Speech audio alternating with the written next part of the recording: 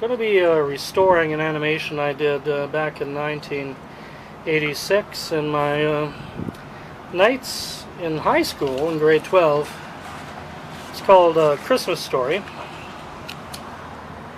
and basically it was an order came through from the cable station that they needed for CRTC regulations a community produced Christmas special, so it sort of went to me and Paul Power, and this is the result, an animated, well, sort of like more of a storybook. There was animation. I mean, we tried some things like here we took two video cameras, and crossfaded between these two to make it seem as if the star was pulsing. I even did a lens flare. This is before lens flare CG filters existed. You actually had to paint your flare. I tried this. It just reflected back, as you can see here in the studio, so we couldn't use it. Maybe I can do this finally on the restoration, because all I have to do is really put the cell on green or put it on blue and scan it into Photoshop and bring it into After Effects to separate it out and use it without any reflections, as the major studios did and do. But this is for cable TV. It was very detailed for cable television. I mean, this was old standard definition video.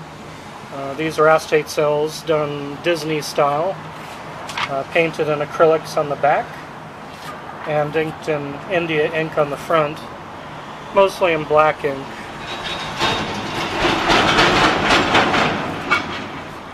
As you can see, there's some very detailed cells for this, and again, they all had to be painted in reverse on the back.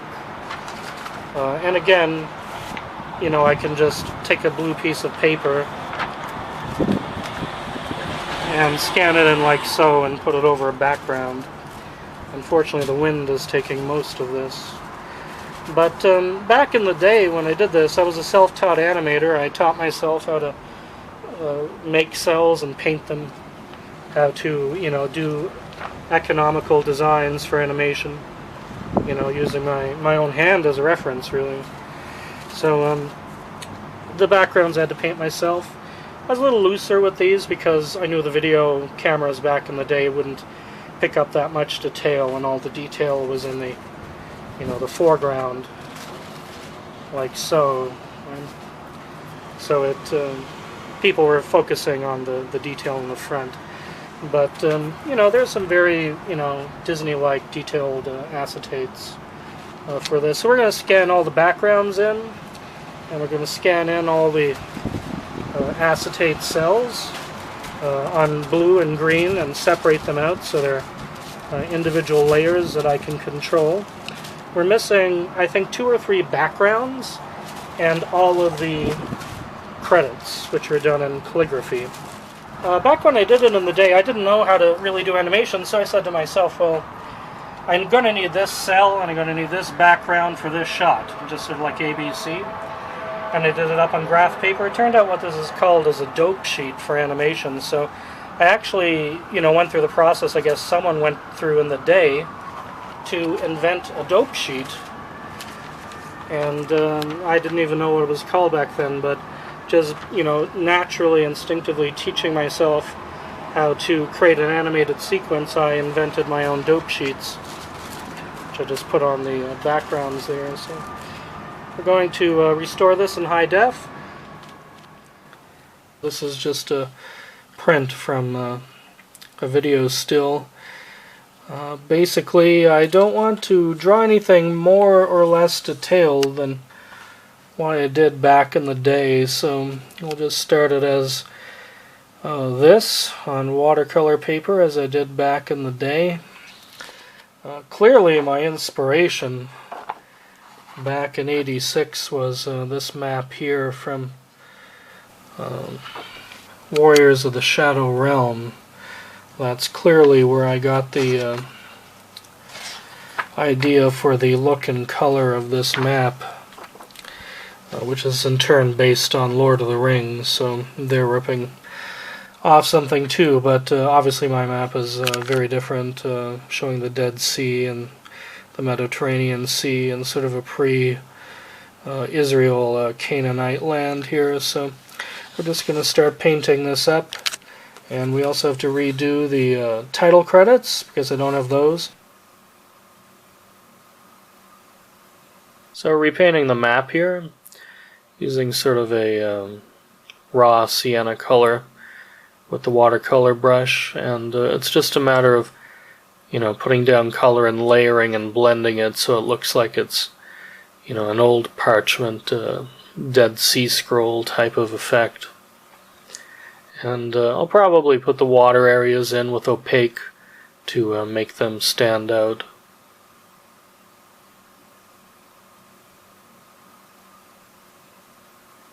So you can see it's just a matter of blending and blending and blending to make it look like it's been soaked through the ages.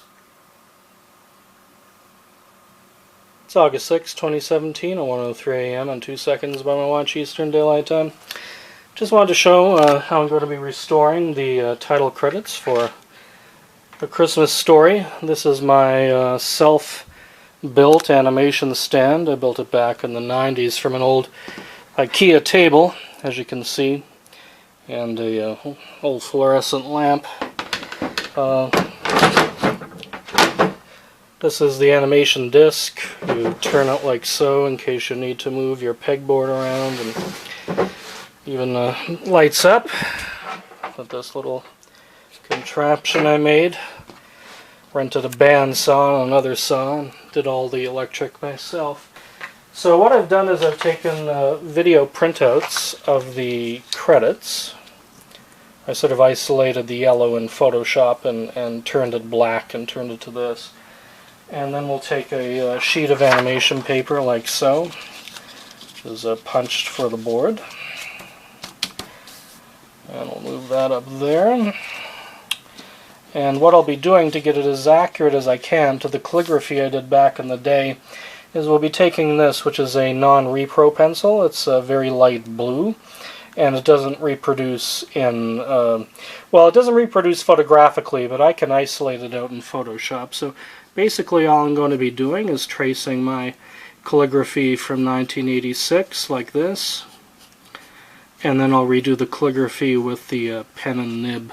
So this is the way we're going to get the titles to be as accurate as they can be to the 1986 version. And I'll just do it like that, and I'll turn the light off so you can see what it looks like. And you can see how the blue is there. Right? So we'll be doing the credits this way, and they should be very accurate. They were hard to read back in the day on standard definition broadcast video with the chroma crawl, meaning that I did the calligraphy much like this in black on white, and we did what was called a luminance key, and you can do it in color as well with blue or green as a chroma key, but the chroma key had this fringing to it back in the old 1980s video, so we should be able to get a nice strong calligraphy redone this way and have it look totally clean and professional. Okay, so there's the main title. That's all traced in. Okay, so there's the narration and script titles. They're done. There's my credit done. Okay, so that's the final credit, and we'll get to the calligraphy pen and ink stage next, and take it from there. So we're sort of getting about halfway through this recreation of the main map. It's fairly close. I'm just doing the red. But, you know, you're maybe wondering why not just take this video still and repaint it in Photoshop, right? Just, you know, do it that way to get the colors exact, but it's never the same. I mean, you have to paint it. The issue with this is making sure that it's not painted too well, because basically, you know, I did this when I was 17. I'm a better painter now, but you sort of have to rush it a bit and be a little off on things. Otherwise, if it's painted too well, it won't fit in with the rest of the art. So it's getting fairly close. You can see I'm increasing the saturation. I'm doing more warmth around the sun area. I'm going to bleed that out a bit. And the blues are a little more rich. But beyond that, I'm going to try not to overdo it, because it'll just stick out as being a new piece of artwork. It has to have the same, sort of hand-painted, texture to it as this does. What better thing to do at Christmas than to draw, repaint this map, which is coming along. We have our reference on the screen, also an older map of the Canaanite area, which is much like mine, very, very out of scale. Mine's slightly more accurate, but it's deliberately out of scale like the old maps used to be. Just radically disproportionate. But into the pen and ink now. This is very old school, but it's exactly how I did the map back in the day. So basically we ink in these, almost in a calligraphy type fashion, these map letters. I mean, the idea of it is that it's an old, almost hybrid found pirate map meets map of the area. Unfortunately, or fortunately, it's turned into a better painting, which I didn't want it to make it stand out as new artwork, so it would fit in with the restoration. But the issue is that when I'm trying to match an old piece of artwork, like this was just painted all at once back in 1986, I just did it. But when you're trying to copy it, when you're trying to match the color and you're trying to match the shape and the format of it, the 30 years of painting, drawing, illustration techniques that I've learned over those 3 decades just start crawling back in, because you're trying to match something. It's not that you're just doing something loose. So bottom line, if you looked at that and that and that, you'd generally say they're the same thing. So as long as it's more or less, what it was back in the day, and it's not diverting from it too far, I'll be satisfied with it. But basically we're just blacking in these letters, and then a white goes on top of the letters to make them stand out even more. Now remember, back in '86, all of this had to be readable on cable cast television, so a lot of it was done with that in mind, that all these letters had to really read on video. So just the main areas of Jerusalem, Samaria, Galilee, Mediterranean Sea, Dead Sea. As long as they're readable, that's all that mattered. So again, I don't want to over-detail it. It would be very easy to get into the fine details and really over-detail it, since it isn't being done in a rush like it was back in '86 when I was doing this in high school. But generally, as long as it looks 90% like the old one, I'll be satisfied with it. So it's getting there, the map's getting there. Christmas Day, just in time to finish this. So it's done. As you can see, it's very close to the original. Obviously it's a little more saturated, because it would have been that saturated back in the day. The television will desaturate it a bit, but I can make it a little more accurate to the original, and the colorization for the video. But that's it. I did add a Jerusalem and Bethlehem star here, because that's where it's supposed to take place, ultimately to there, so I've added that in. But otherwise it's more or less the same. I think if somebody looked at that and then they looked at that, they'd say, oh yeah, that's the same thing, basically. So it turned out well. Okay, so that's the map.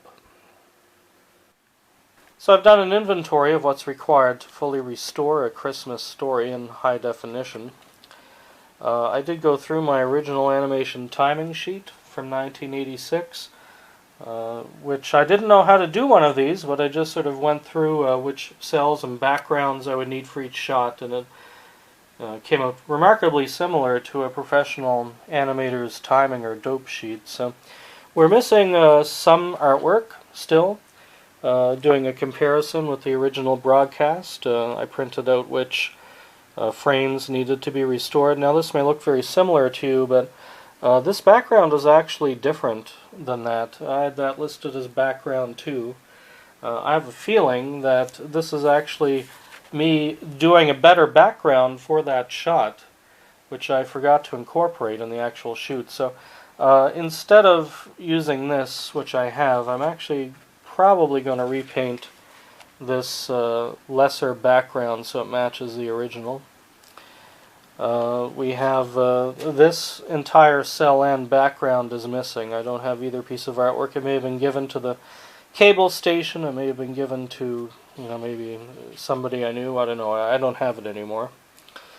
This shot, I have the background and I have the acetate where the guide is dismounting from the camel, but I don't have this 2-shot. So I have to redo both of these cells. I do have the background and I do have the cell of him dismounting from the camel. That has to be redone as acetate cells, and I am missing this background. And since I am redoing it, and we have a little better technology at my disposal now, 30 years later, I might actually do the clouds separately and do a slight move on the clouds going through the sky. We'll see if I get to that. So the way I've been scanning in the backgrounds is just, a straight scan on the background, but for the acetate cells, I scan them in on green, and this way I can go into Photoshop and just pull out the green and overlay the cell onto the background. If the cell has a bit of green in it, I can do it on blue like that. So we do have a little bit of restoration still to do, but we're moving along.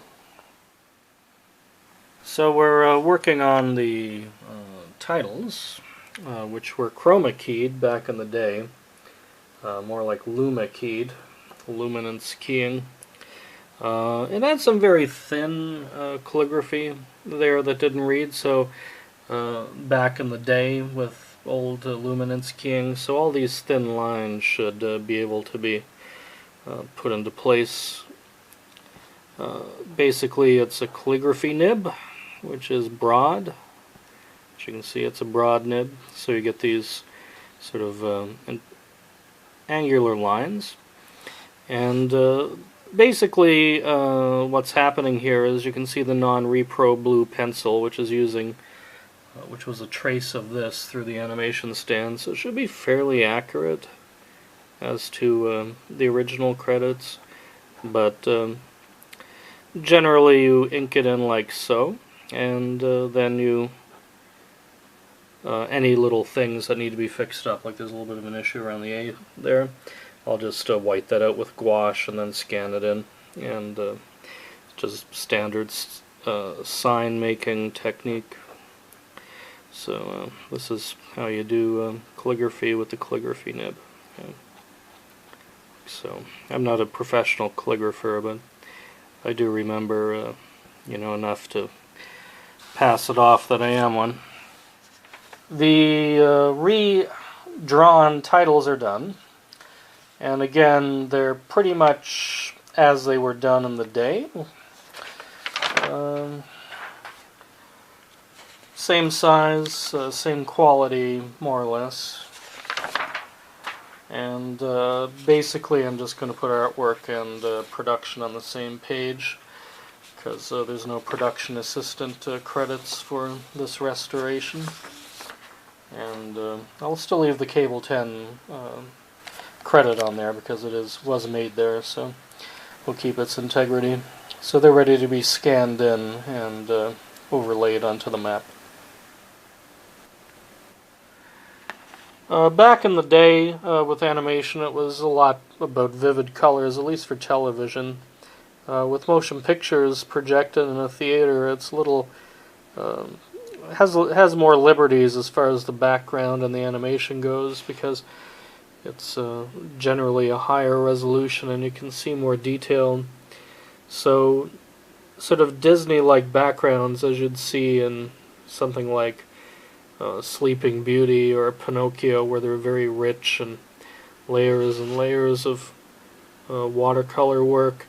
You can't really get away with that on television, although those films are shown on television, but you can't see the detail on a TV. So when I did the backgrounds for this animated special, it was designed basically to read on a small television at cable cast resolution. So I didn't spend a lot of time worrying about excessive details, but since we're doing a bit of a much higher resolution for this restoration, I'll put in a little bit of extra detail without going too wild about it. But generally it's about, for television, vivid colors, making sure everything reads properly on the TV, and that was the core concern I had, as you can see there. So this is a bit of a beauty shot. We're going to fix it a little bit. That sheep is sort of floating and out of scale, so we'll put that sheep in a better scale and try and update it slightly, since I have to redo the whole thing without getting too detailed, keeping the character of the original painting. So we have the background to this replacement done. Wasn't too difficult because it's such a simple background. You can see it's basically the same. Colors are a little more vivid because this is desaturated from being taken from a video still. So again, we can adjust the colors once I scan it in, but that one's done. And we also have this background recompleted as well. Again, it's more vivid and saturated in a 80s animation for TV way. There's the original, and there's the replacement, and it's fairly much the same. And so now we're working on this, which I'm fairly sure back in the day I painted on black card, just to expedite things, make it a little easier on me. But as you can see, it has a different texture because it's done on black card. I can notice it anyway. So what I've done is we're going to be just doing it on watercolor paper like the other ones. So it's the black is drying right now, but we'll do it on white watercolor paper and make it consistent with the other backgrounds. And that's the stage we're at now. Okay, so we're just about done. The background for the star shot, this is used in 2 points of the Christmas story. As I mentioned earlier, I'm probably going to be doing the clouds separately on black, so I can move them, just a very slow move on the clouds. What I have done is I've given a little more oomph to the star. I've made it a little bit bigger, and the way we do these stars is just with a little bit of ultramarine blue, and then we dot in, that is I dot in with white gouache to make them look brighter than they are. And even though the star is basically going to be the same size, I've created this sort of outer glow in blue. But generally it looks more or less the same. This was done definitely on black card using chalk and dry brush to get that effect, but I've pretty much matched it in the acrylics, as you can see there. So basically all that's left to do with this is to put in the white on the star and the other stars, and then just do the clouds on black. And I may just do them on black card, and that way we can have the clouds separate and just do a very slow move on the clouds through the sky. Okay, so here's the redone background, which is used twice in the Christmas story. This is the original. You can see that I've made the star a little more luminous. I've put a bit of a glow, just using a bit of those colors there, into the base of what is supposedly the Dome of the Rock. Bethlehem vis-a-vis Jerusalem. So you can see it's a little more luminous. The reflections on the sand from the star. The star is brighter, thus the reflections on the sand are brighter, and a little bit of a glow drawing you towards the center of the image. Okay, so next thing we need to do is add in the clouds on black card, so we can do them separately. Okay, there's our clouds. Just very simple color combination, and just sort of put, overlay of lighter color and then darken in underneath and then blend to the black.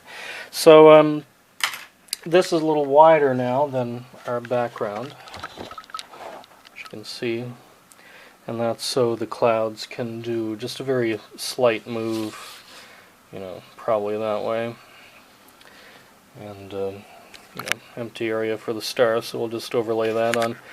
Again, that's just done on black card, so we can do the clouds separately now.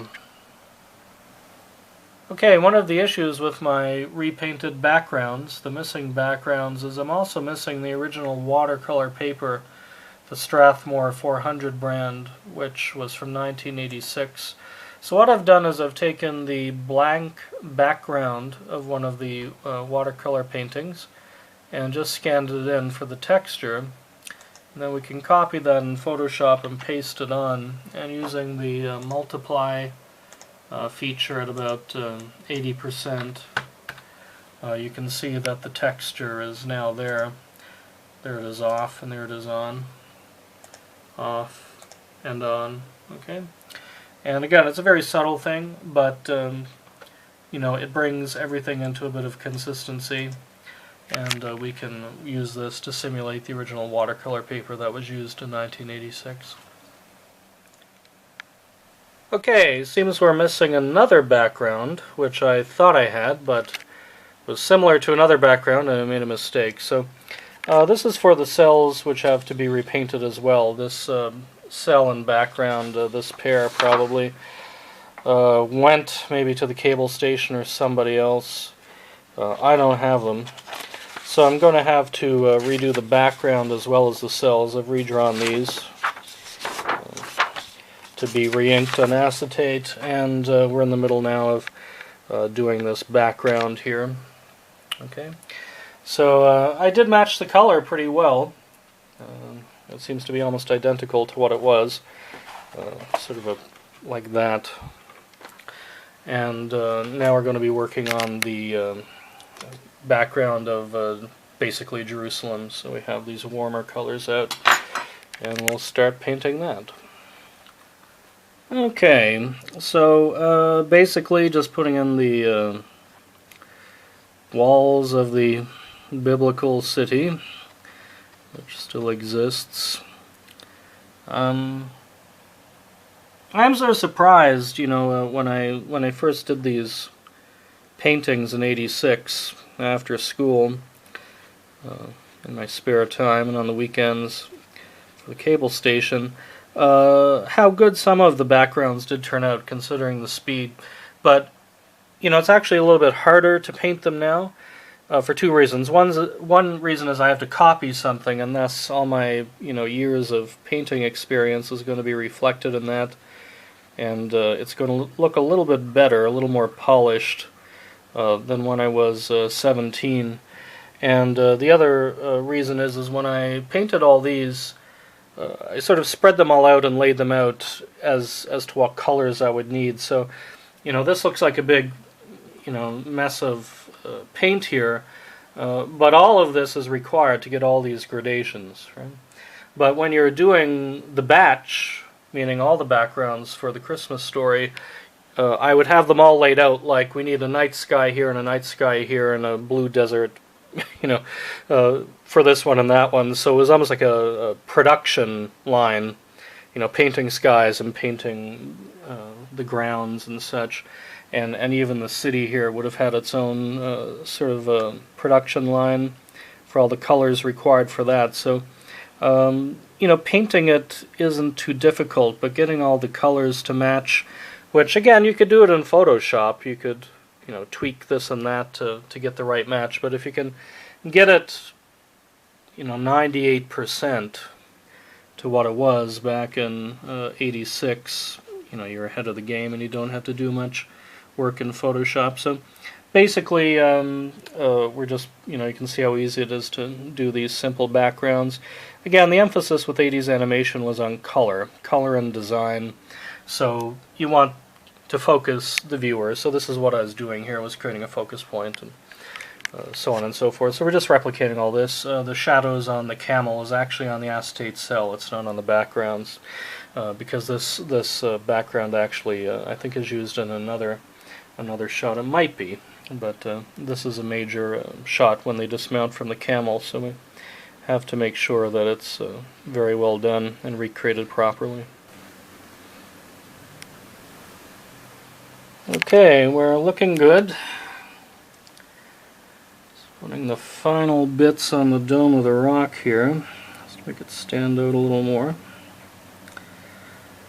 The original painting has a little more flat than curve, so I had a slight more curve, but I didn't want to deviate too much from the original artwork. So the next thing to do is just put in stars, and maybe add a little blue highlight up here on the mountains to make them blend in a little bit, but otherwise it's fine. It has that nice Disney look to it. And now it's time for the stars. So to do the stars again, to give them sort of a fake glow when you're using paint, just following generally the pattern there. Generally you want a lighter color around to make it sort of glow. So just trying to do this while holding the camera. And basically just create these little dots which reflect the sky dome a bit, and then we put a tiny white dot in the center. Okay, and the only secret to this is making sure that your brush is always nice and pointy and sharp with the Kleenex there. And it's just a matter of doing this. Now when I go up here, I can actually darken this outer glow a little bit and make that a little more circular.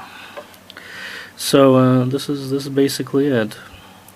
A little hard to concentrate while using the camera at the same time, but this is basically the technique.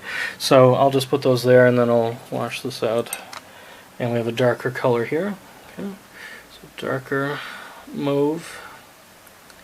So when we go up to the, again, like that,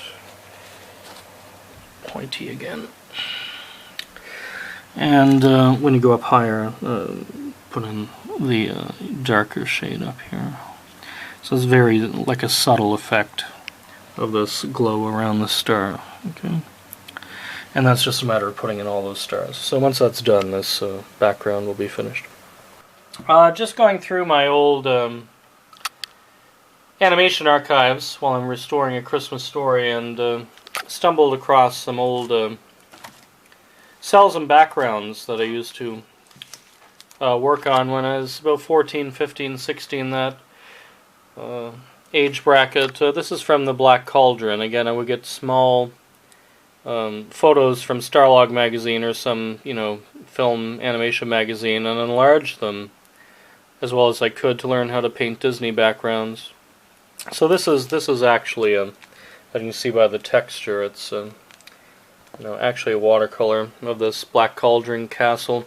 But it wasn't only Disney, even though Disney was trying to go more adult. I mean, I was into the anime designs, so this may look like computer graphics or something, but this is actually, my own line art, not using any rulers. This is all freehand, right? and just drawing those robots, and then I could maybe Xerox them onto acetate and paint them. This is from Macross, and this is from Southern Cross. There, that design. And again, it's just very careful pen and ink, with technical pens, line art, done very carefully, and I just compile them onto this paper. Again, the anime, you paint them on the back. It looks sort of freaky. It almost looks like Deadpool, pretending to be Bob Ross, trying to paint. But basically, you ink it on the front. You do the drawing much like this, and except it's on clear acetate, right? And it's all done freehand. And you can see, how these are so precise and technical. But this one, I managed to actually copy the looseness, the speed at which they would have drawn this. And this space guy, I forget what he's from. Maybe it's Orgus or Legios or something. And again, they're very small. They're like about that big, and I'd enlarge them, right, from the maybe model kit box art and blow them up. And you just paint them on the back. And it's a very easy way to do it. Once you know how, it's sort of like puddle pushing, like you're pushing puddles. It's not really painting. You're pushing puddles of paint to the extremities of the line. So you paint the darkest colors first, because if you paint, light colors first and then you put black over it, right, it gets obscured. So basically you paint the darker stuff first. This one, there's a little bit of blending around there. I mean, you may have needed to fill it in a bit, but basically the whites of the eyes are still white, so they retain their whiteness and stuff. And you go from darkest to lightest, and so on and so forth. And I taught myself this, and this is all self-taught, all of it. I did have painting lessons once. My mother knew I could maybe make money as a painter, and she and my father, paid a little bit of money for after-school painting lessons. I think it was on a Thursday evening from about 6 to 8 p.m. Marie McNeil was her name. She's quite a good painter in Sydney. And I also do, when I was in school, that is like grade school, like grade 6 and 7 and 8 and all that, I would do these acetate cells because people knew I was doing this, teaching myself this stuff when I was, in grade 6, 7, and 8, and people would ask me, they would see it, whether they heard it, through friends I had. Cape Breton was Sydney, and the pier, Whitney Pier, was very small, but they knew I was doing this stuff. Now, this I did for Aladdin, just did it to test my skills, that I was still, could do it, that I still could do it freehand. This very fine inking, it takes a lot of practice to get these very, very smooth lines, that almost look like they're, done by a computer, but they're not. This is all freehand. This is all me. It's not a stencil.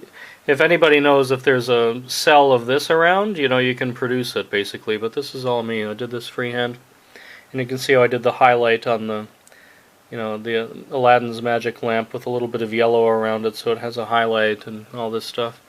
I used to love studying how Disney and the Disney animators did their cells. Now Aladdin, to prove that this is original, I mean, they painted this on a system which then was called CAPS, which I think stood for Computer Assisted Painting System, and they were painting digitally. So all of Aladdin was painted digitally, so there's no official Disney cell of this, I'm sure. This is all me doing this freehand with ink. Black ink, but you can use colored ink. So that's how the cells I'm going to be painting for the restoration of A Christmas Story, because I'm getting to the stage where I have to repaint the 3 missing acetate cells again. So we're at the stage where I want to begin inking the acetate cells, which I've lost from the original production of A Christmas Story back in 1986. I've taken a video still as a reference for my inking, even though it's not the highest resolution.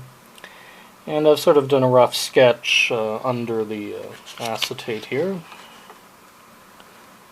as my guide. It's very rare when an animator, let's just say, has to ink their own cells, yet alone paint them. But as a self-taught animator in Cape Breton, That's what I had to do back then. So for the inking stage, you just need, as far as the quality of this animation goes, which was made for cable television, all the ink was black. It's meant to be readable. You just need your India ink and a nib. Now, I can wear the cotton gloves, which is sort of required so you're not getting too much grease from your hands on the acetate, but generally what I do when I'm inking is I'll just sort of isolate the area I'm going to ink with the gloves, and then I can rest my hands on them. Now the other issue here is I'm holding a video camera in my left hand, which isn't the best idea when you're trying to ink cells to make them look their best. But the only thing I'm really concerned with on this acetate, and this is something you have to do, inkers do, cell inkers used to do when this was the process, is whenever there's anything technical like hard edges, objects like a wheelbarrow or a building or anything which would have to be inked in, anything with hard edges, is generally you try and do those first. Some people use guides like rulers and all that stuff, but I'm a little more dangerous, so generally what I do is I look at a cell and I say, well, what's going to be the most difficult thing to do in this cell? And you might think it's the boy's face or the sheep. It's not that at all. It's that little staff in his hand, which I may have done with a ruler back in the day, but we're going to try it freehand because I can't hold a ruler in my left hand while I'm holding a video camera. So generally you just rest your hand on the glove, or if you don't have gloves, even paper towel. And we're going to start doing the straightest line I can. That's pretty good. It's the top. Now we flip it over and we do the bottom. Make sure your gloves don't move around and smear that ink.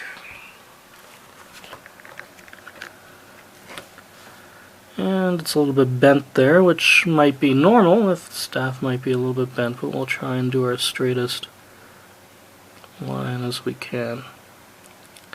Now it's a very dark staff, so even if my lines are a little out, I can sort of do a little bit of fudging around. That's pretty good. It's larger at the bottom in that acetate cell, and it's a bit larger at the bottom there, so that's not too bad. So we made it through the straight-edged object pretty well. So as far as his face goes, it's pretty rough in that. I'll try and improve it a little bit, but I don't want to go into detail. I don't want to go into colored ink. I do have colored ink. You know, if I was doing, let's say, the sheep again, in some sort of high-res version, I would do the sheep with like a dark gray ink instead of a black ink. But we want to make it all cohesive with the original broadcast cells that have all been rescanned in. So we're going to start with his hairline here, which goes down a bit like that. Have the ear. Here is a little bit of a wave there. And down there. And the face. Going with the brown. He's a boy, so the eyes will just be very lightly detailed. A bit of a smile. And then we go in with the other side of the hair, which would be a little heavier, considering he's in the middle of the desert and doesn't have access to barbers all the time. And we go down here and bring the chin in like so. And the shirt. Inking is all about making the smoothest lines as you can. These are not the smoothest lines. If these were done for a motion picture, they would absolutely be done with straight edges and perhaps a different type of nib. But again, we're trying to do what I was doing back on my bedroom table in Sydney, Cape Breton Island back in 1986. Now there's a little trick to show how clothing hang, but first I'm going to do the hand here. The original cell doesn't seem to show his thumb very much. Just sort of comes in like this. But I'm going to add, for this restoration, just a bit of a thumb there, base of his hand. Okay, that didn't ink very well. Now you're saying, well, what do you do when that happens? Okay, so when that happens, you make a little boo-boo, and it's not too far along. You bring out the magical Q-tip and a little bit of rubbing alcohol. Okay, just drying off the Q-tip, and I can just go in like this and take it out.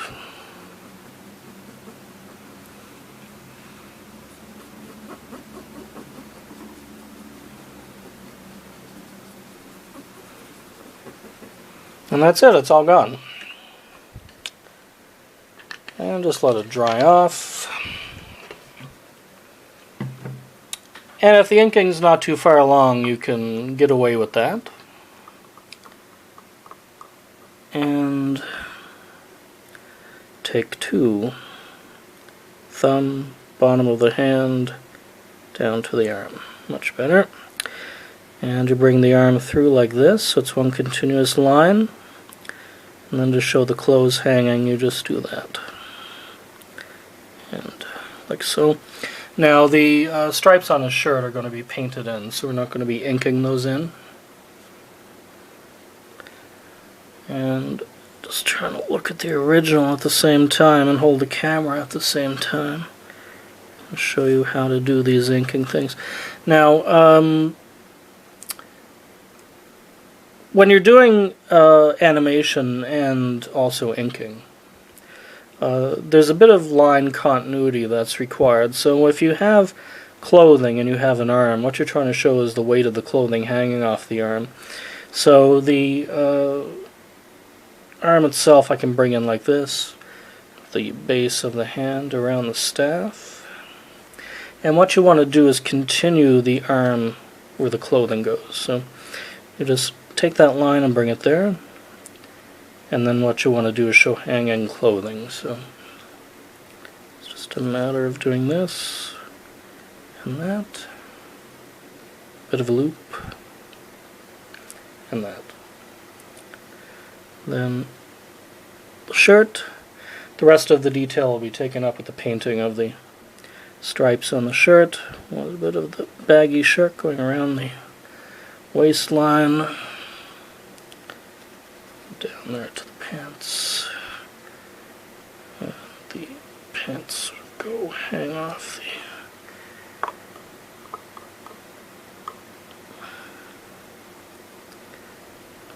that, and then the cut of the pants there.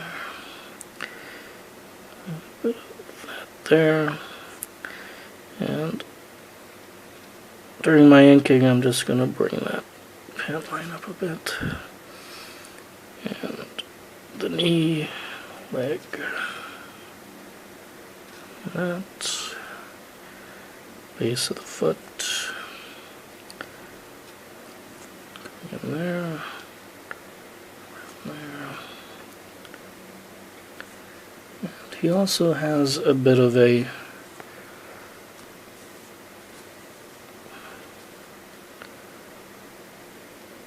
down to the foot, and this will be grass, so just do the base of the grass and the inking, and this foot here, again a bit of grass at the bottom, and I'm just going to put in one line there. So he does have a little bit of a thing here and there. So So that looks pretty good to me, as far as what it was. Okay, the sheep are coming along.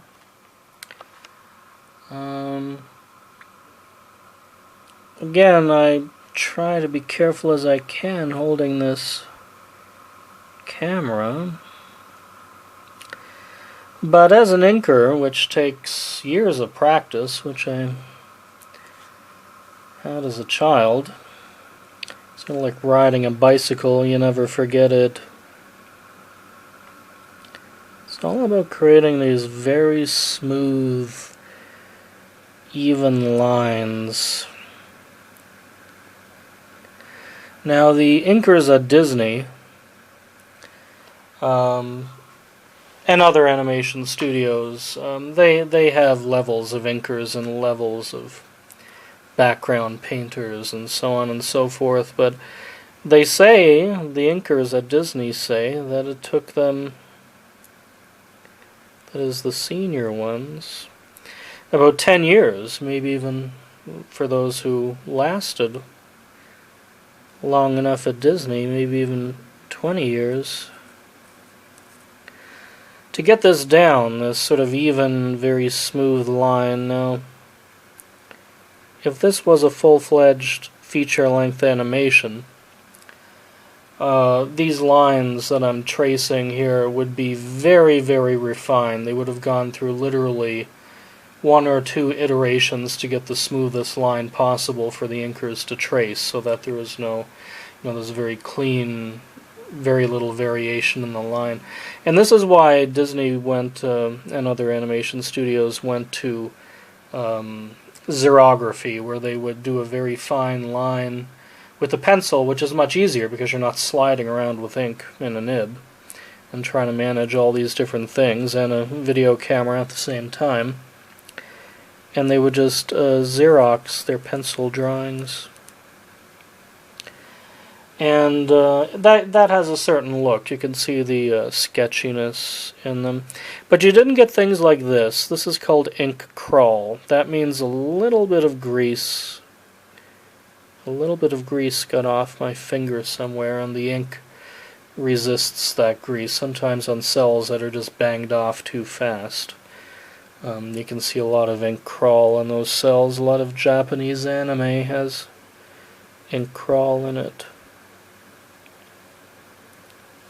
But generally, it's about getting the angle of what you're inking at an appropriate angle to get a natural line. Now, sometimes you'll see inkings of Mickey Mouse and other characters that have these very circular heads.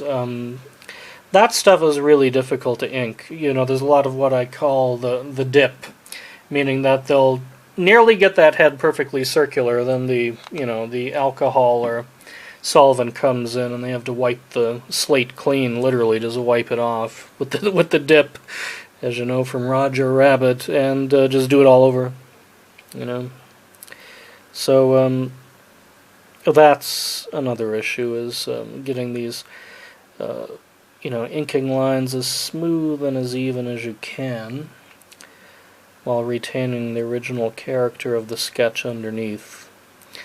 And with feature film animation, the cells are larger.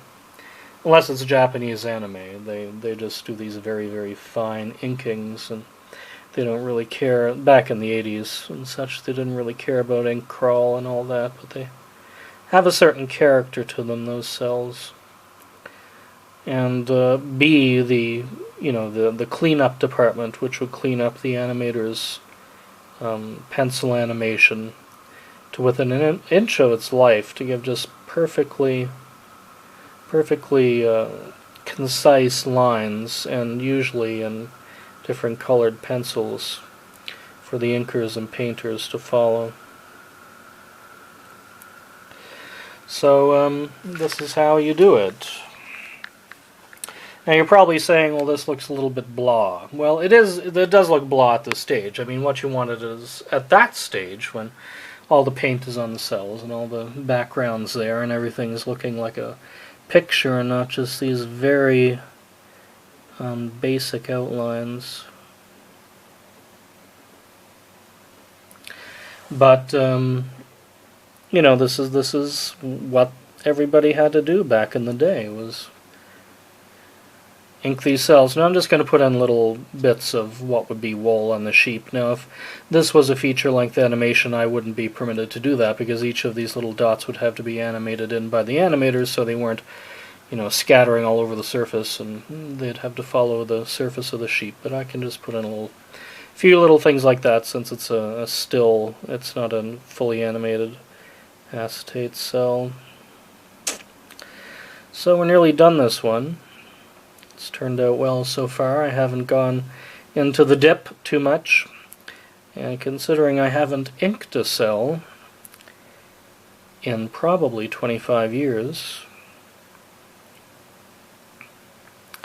it's not too shabby. There it is. So the last stage is taking out the drawing underneath and making sure there's no gaps in your lines.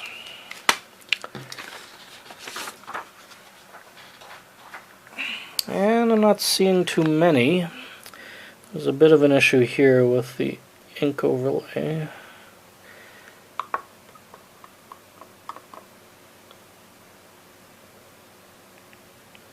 There.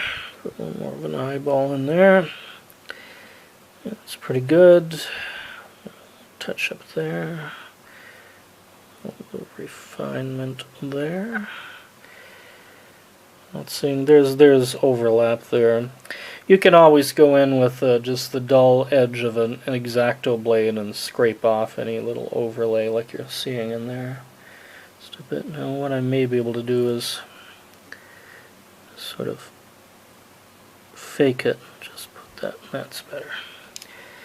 But basically you want to make sure that when you're painting the cell on the reverse, that all the lines you'll rely on to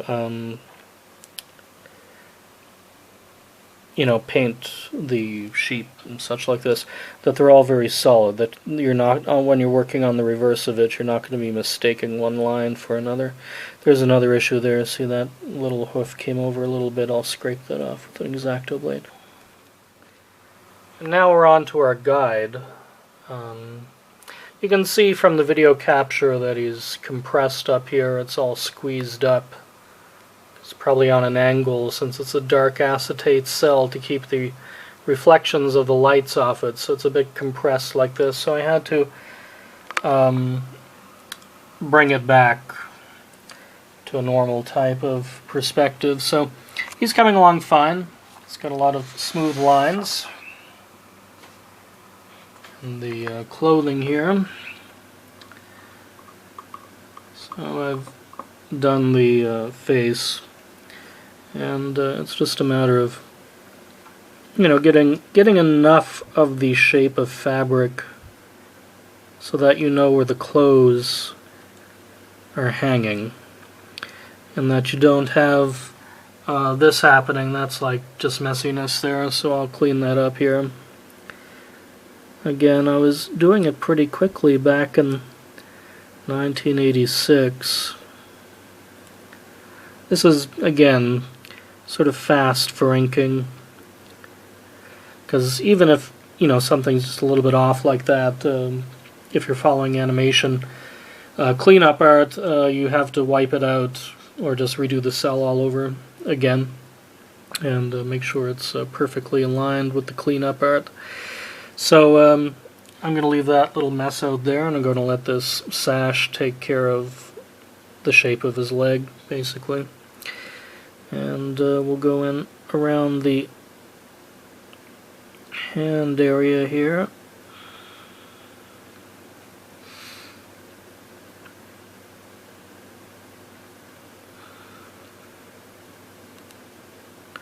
It's the thumb. Now you see how the lines, when you're doing animation type stuff, like this line actually passes through the thumb, and these lines go above, so you can give a sense of the thumb being, you know, in front of the fingers.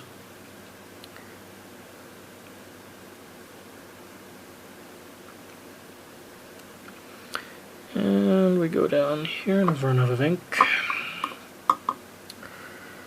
It's too too much.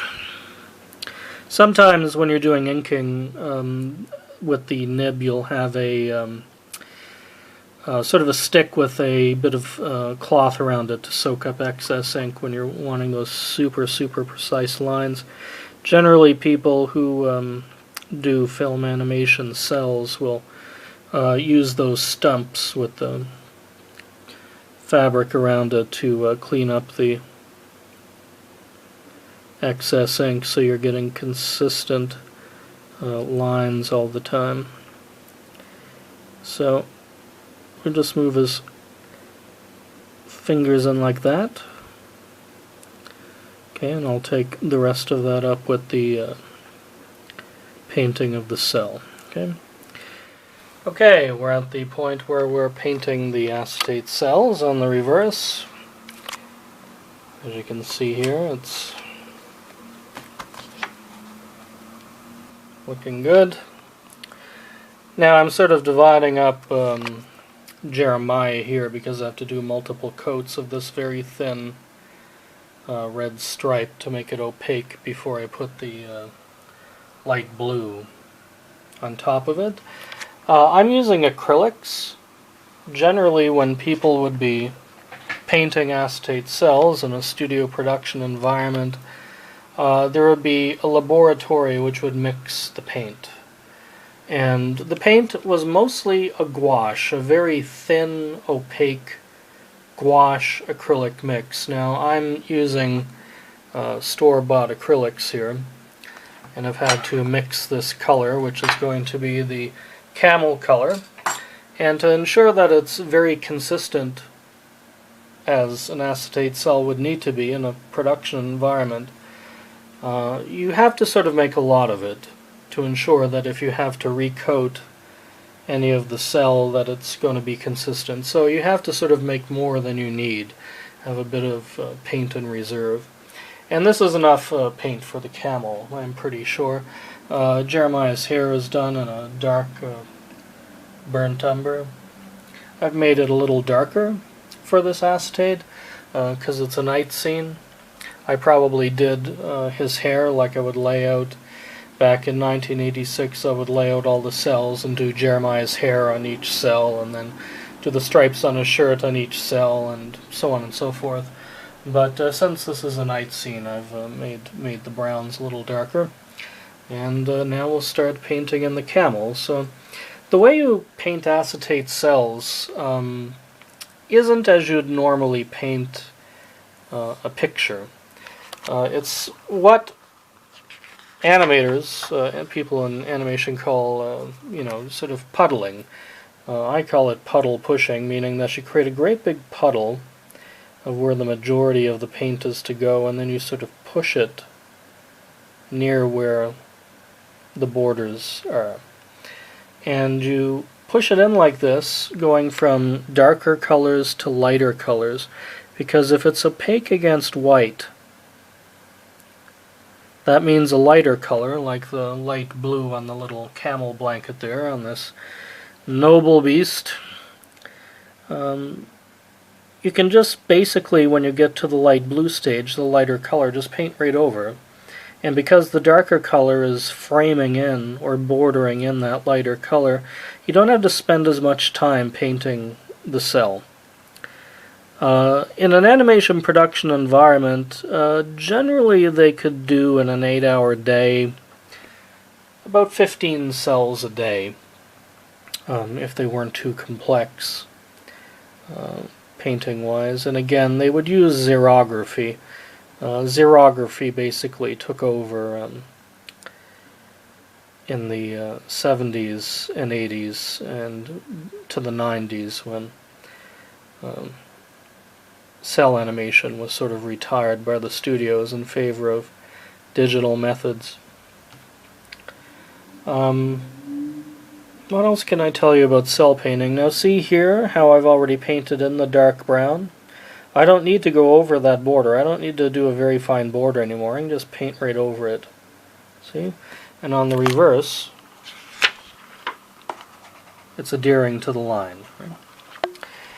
So that's what speeds up cell painting in a production environment. Now if this was an anime, which usually uses highlights and shadows, the cell would be inked, and also the animators would put in shadow lines, that is, in pencil, certain lines where a shadow would go. So if I was doing a highlight on the leg of the camel here, it would be painted sort of like this, to a guideline in pencil, okay, of where the shadows would be animated, or the highlights, and so on, just like this, another highlight on the leg of the camel, and then a lighter brown would be overlaid on that once it dried. But that's not the way I did it for Christmas Stories, so we're just going to go right to the edge here. And you can see I don't have to worry about these ink lines, they're already inked in, and just paint right over them. See? Because on the reverse, they're inked in. Okay. Now, I'll also mention the consistency of the paint. Since this is acrylic and I'm backlighting it here, you can see the brush strokes and all that stuff. They tend to vanish when it's flat on the animation table, but if I was using proper animation paints, this blobbing wouldn't be there. It's a very thin, very opaque gouache acrylic special hybrid paint that is formulated for its opaqueness, meaning that no matter what the color is, it is what it is. It's just a very solid, opaque, gouache-like color. But since this is basically a do-it-yourself animation, in the comfort of a non-production environment, we're just going to be painting it with acrylics. And I can see here, you can see a bit of brush strokes. I'll just go over this a second time with more paint, because we have an overabundance of paint that we need. Now, if I was doing this animation back in 1986, I'd have all the camel cells in a row waiting to be painted with the camel color. But since we're just replacing 4 missing acetate cells from 1986, that's about as much paint as I need. If I was doing this the whole series, I would mix up much more paint and probably put it in a temporary bottle, as I would need to go through the entire laundry list of acetate cells before the paint dried up on me and I needed another batch. So we have this consistency again. I was thinking of putting in Jeremiah's heel here. I might do it in ink. The heel of his shoe, you can see it there. I'll probably end up just inking that in, since it's a very dark cell. But for acetate cells, it is puddle pushing. You're taking a big blob of paint and you're pushing it into those borders. Puddle pushing. Now I'll need a smaller brush for in there, so I'll just bring as much as I can in, like so. And we'll have to see, we have a little bit of an issue there. Got a bit of a brush, so we'll pull this out. So at the edge of it, gently scrape it off. And a little bit of tissue. Now see, I've got more paint picking up there. Might need a,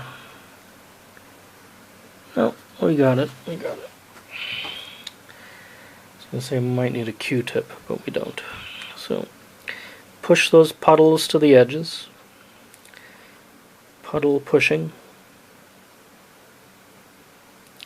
And that way the edge of the color is very thick. And you can go back in again if you're using a thinner paint and just opaque it. You want it to be the most opaque on the edges. That's why it's like a pushing of the puddle of paint to the edge, like that.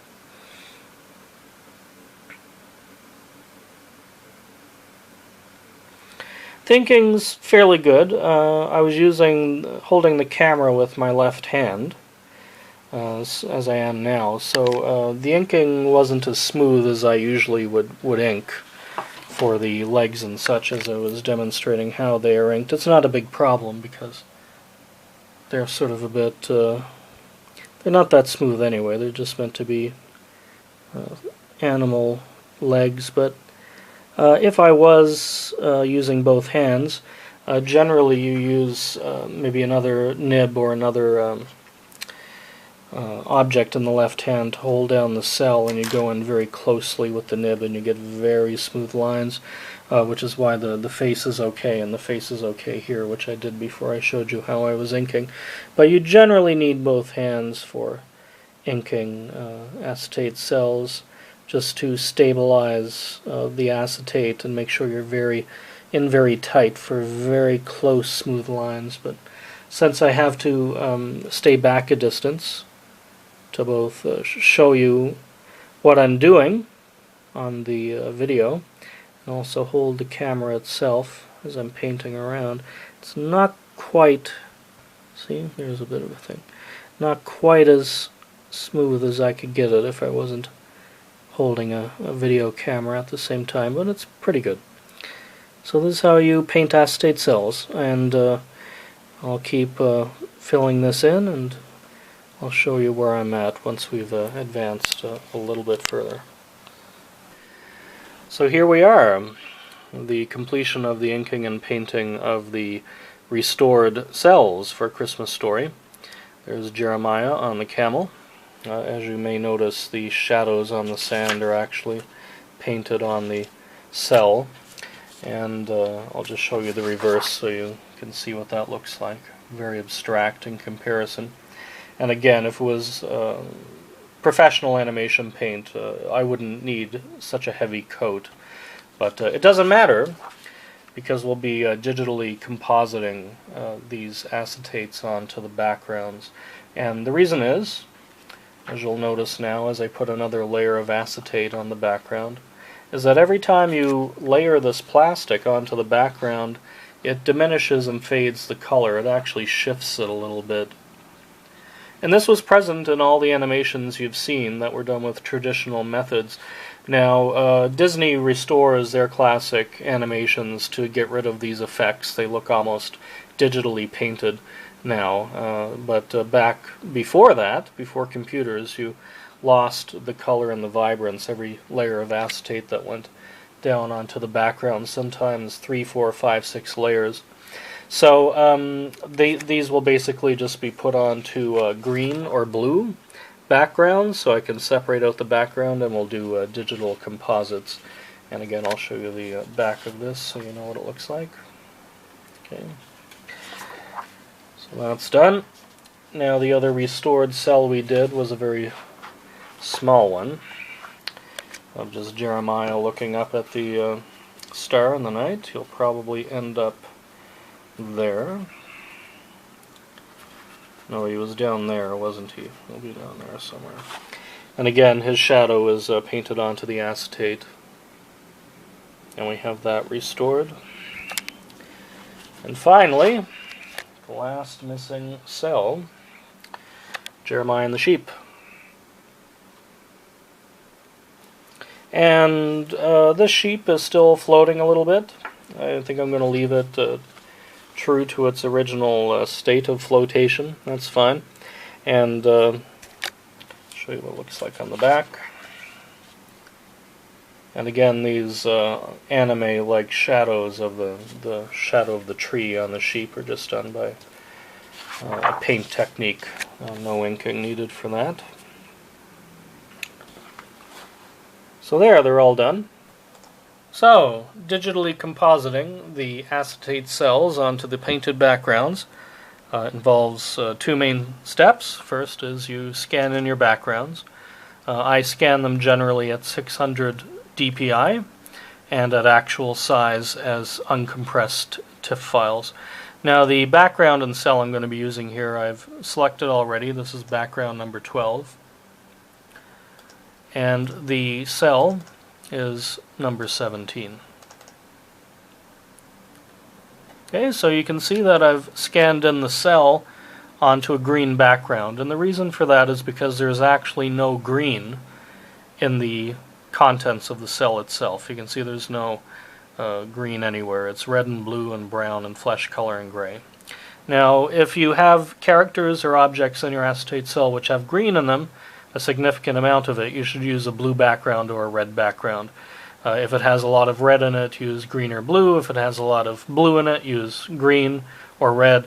That's generally how it works. You want a background that has the least amount of colors from the acetate itself, so that you're not spending a lot of time masking and doing little painting tricks to get rid of the background contamination on the cell itself. So to do the composite, there's 2 steps I've created. The first is using the Magic Wand tool. I use a 3x3 pixel average at about 30 pixels tolerance and an anti-alias, and you just click it, and that's it. Now, to grab the characters instead of the background, you go Select Inverse. Okay, now the characters are selected. The issue you will have when you're doing this is that there will be areas of the cell where it's not quite in full contact with the green background, and here it's full contact, here it's not. You can see a bit of a shadow. So you want to decrease this green fringe, you know, the area where the green and the black in contact, as much as you can. And the way you do that is using a special selection called Refine Edge in Photoshop. Now, I already have my settings set up, but you can see here how this takes away most of the green. There's issues here with green that never got selected in the original Magic Wand I did, so that's something I could go back and do. But in this instance, we're just going to leave it to show you the workflow. And in Refine Edge, have a radius of 1 pixel, smooth it by 1 pixel, decontaminate colors, that means remove fringing basically, and output to a new layer. And you can remember settings so that you don't have to keep doing it every time. So I've done this before in other cells, so I'll just go OK. And that's it. All that fringing is gone. Now, as I mentioned, there's a bit where the Magic Wand didn't quite get. I can go in there with an eraser if I want to and just erase it out. Like so. But generally, what I'll probably do is just go back and redo the selection so that all the green is taken care of. You can see that this is very messy inking. There's gaps, there's green coming through. All that can be touched up for the restoration.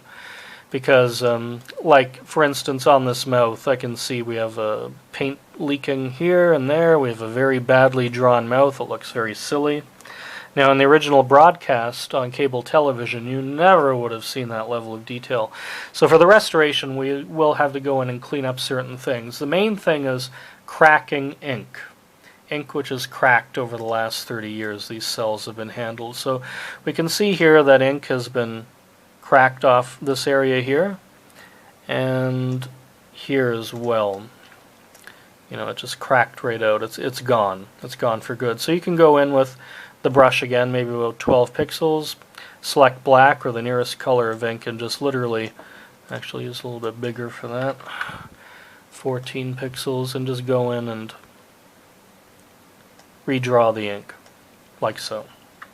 And that's it. So we will be doing touch-ups like that, and again, with stuff like color leak, I can go into the brush, and let me see if I can do this while holding the camera. Select the nearest color to the color you want to fix, and just carefully repaint over it. Need a little bit of hardness there. Just make it a little. So you just paint it right out like that.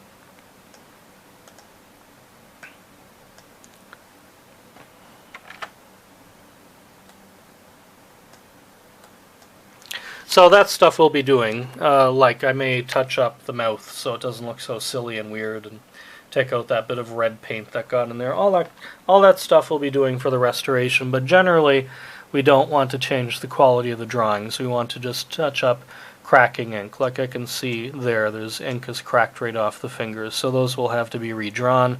This ink line will have to be redrawn. It just cracked right off, as you can see. So that's the restoration part. Now, for compositing on the background, you want all the extra junk on the cell, like dust and scratches or As you can see up in the corner there's a piece of masking tape with the number of the cell on it. So we just isolate the characters as much as we can.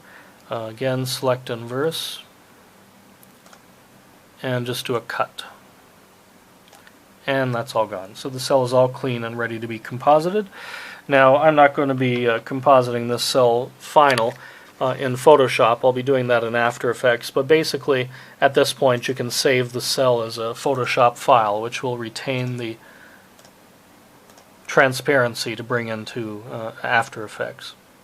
So you'll probably want to see this cell composited on something. So we'll just, for now, select everything, copy it, and since both the background and the cell were scanned in at identical DPI, they should match perfectly. So I'm pasting, copy paste, and just move them into position, and there we go. That's it. That's literally it. Now I'll be doing this final comp in After Effects. We can see a little bit of green fringe there. Just a slight amount where there's good contact between the green and the cell. There's none. But this kind of thing we can touch up. Just bring in your eraser here with a bit of softness on it. And you can go in, if you really want it out of there, you can just manually take it out, like so. Or you can do another selection and do a further edge refine, or however you want to get rid of it. But generally, that setting that I gave you in Refine Edge should take out most of the green fringe. You can see there's none of it. There's a little bit there, because there's a bit of paint leak. But generally, it will take out most of that green fringe. Okay. So that's basically how the acetate cells will be digitally composited onto the backgrounds for our restoration. It's November 1st, 2018 at 11:50 p.m. and 30 seconds by the PC clock Eastern Daylight Time. So, the audio restoration for A Christmas Story. The original broadcast was edited and mastered on 3/4-inch U-matic tape. This is one of those cassettes. The cassettes go in the U-matic deck like so. And there's actually a longer format cassette as well. But what I wanted to show you as far as this audio restoration is that even though the U-matic machines only output mono audio, we did have access to two separate channels, a channel 1 and a channel 2. And a mix, which would mix them together. Sometimes you get a broadcast tape with English audio in channel 1 and French audio in channel 2, and you could broadcast it that way. But generally we broadcast on mix. And for A Christmas Story, we put the music on channel 1 and the narration on channel 2 and mix them together for broadcasting to the airwaves. And those two channels are retained on this U-matic cassette. So the program director of Cape Breton Cablevision, Paul Power, who also did the narration, he kindly transferred the broadcast master onto DVD and gave me a copy. So when I transferred that audio from the DVD onto the computer, I got what you see here, which is the music on the left and the narration on the right. And it sounds like this. Home and work their small farm. It was Jeremiah's duty to go to Bethlehem and sell the wool. So the first thing we have to do is take this stereo track, which has the music basically on the left and the narration on the right, and we split them apart. And this program is called Audacity, and it's free. And the way we do that is go to Split Stereo Track. Now we have two mono tracks. We have the music on its own,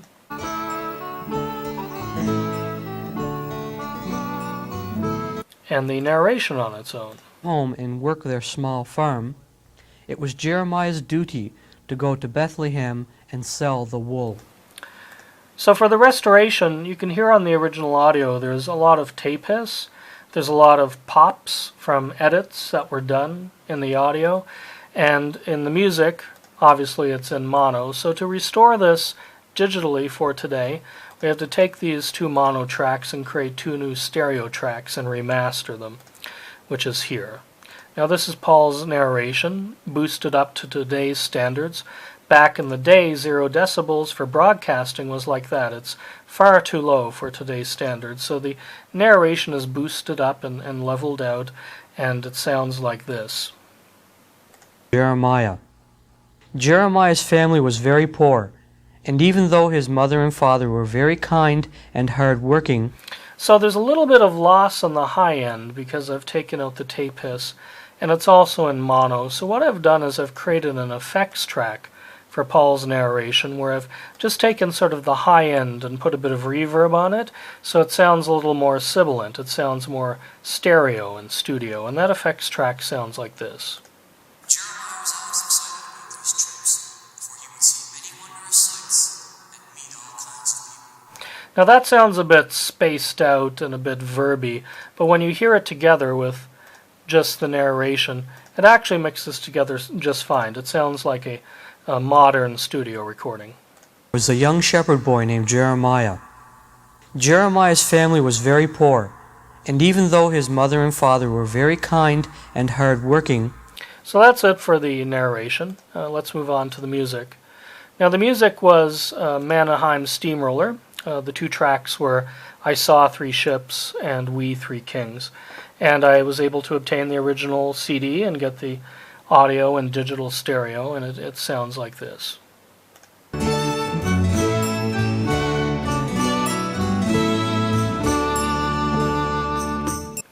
Now the only thing I couldn't find was the original intro with the harp.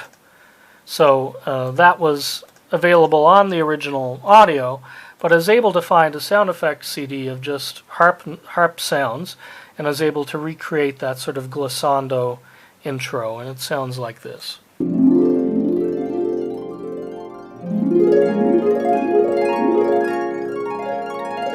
So even though it's not exactly the same sound, it's close enough. So here's the original sound and how it sounds from 1986. there have been many stories of wonders and miracles through the ages. But one story remains the most wonderful and incredible. This is that story. And here it is, remastered in digital stereo. There have been many stories of wonders and miracles through the ages. But one story remains the most wonderful and incredible. This is that story. A long time ago there was a land of enchantment and mystery, and in this land there was a young shepherd boy named Jeremiah.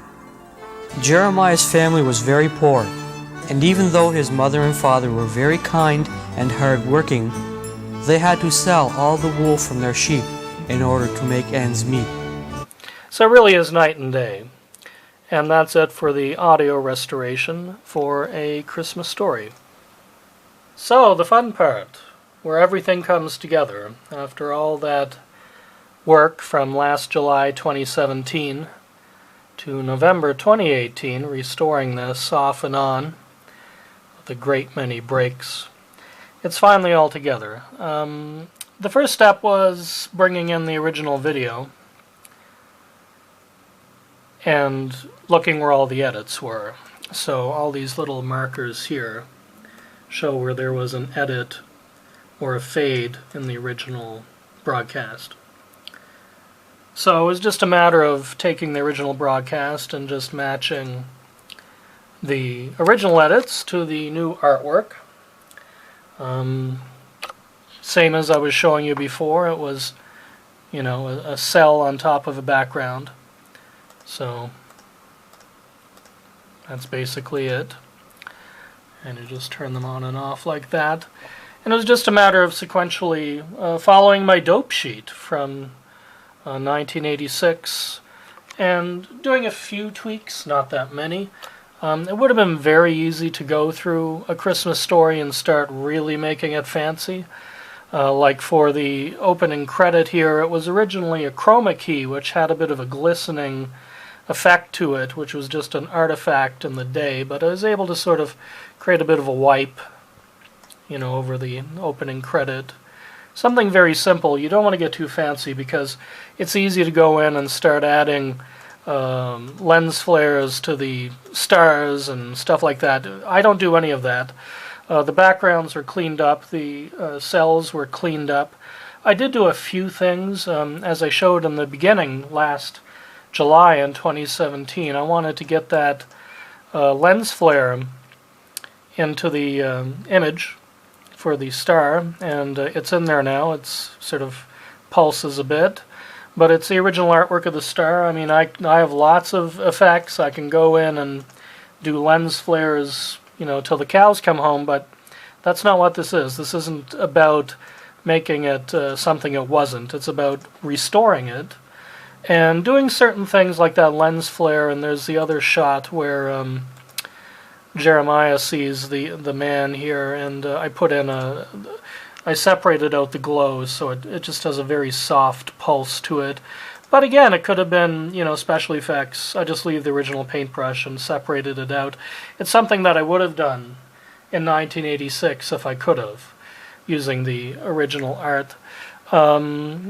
Basically, it looks great. I mean, compared to the original, which is there, I mean, it is almost like you're seeing the original art for the first time. It's just so clear. So since it isn't really a video anymore, it's been freed of all the video cameras and all the issues we had getting rid of reflections and things we couldn't do because of reflections. It is basically now a film. So we've created a 2K version. And this can actually go up to 4K. The resolution of my scans could do a 4K image, but we have a 2K version and a 2K video version, which has the bars on the left and right for YouTube. And then we have the 1080p, which is probably the version I'm going to upload to YouTube.